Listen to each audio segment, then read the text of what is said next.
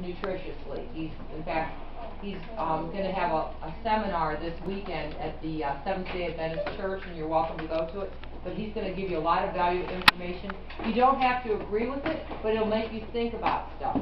It's about eating a lot healthier and maybe doing away with as many milk and meat products. And his friend Stephen Jenkins is the one that is sponsoring him to come visit us in this area and to help put this together. So please, let's give him a round of applause for coming to this talk. Thank you.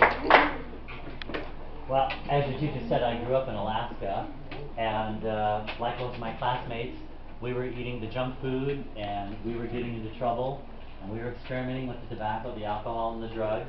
And at 23 years old, I had an overdose of drugs. And I should have died. The marijuana I had was dusted with angel dust, and no angel had anything to do with that. And after a couple of hits of the marijuana, my system started to go crazy, and I went back into my bedroom, and my system was shutting down. I knew I was dying. And my last thought before my eyes closed was, God, if you're real, let me live to see the morning sun. I said, if you do that, I will serve you the rest of my life.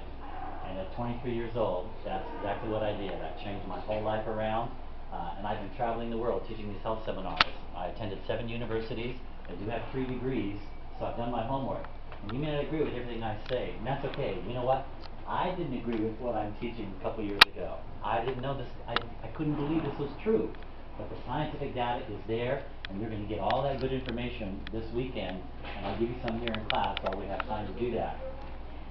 So, traveled the world. I've been to 40 countries, 5 continents. According to my frequent flyer miles with Delta, Northwest, United Airlines, I've already traveled 500,000 miles, 500,000 air miles, because I like teaching this. And you know what? I really like talking to you guys in high school, because I wish I would have known what I'm about to tell you when I was a teenager. But we didn't have this information back in the 60s. And so we didn't know this information. Did you have a question? Okay. You know what, we're really working best so I can get this information out to you is that while I'm talking, if you'll allow me the courtesy to listen, then when I ask the questions, I will give you my undivided attention. So does that sound fair? You be courteous to me, I'll be courteous to you. That doesn't sound fair? Yeah. Okay, good.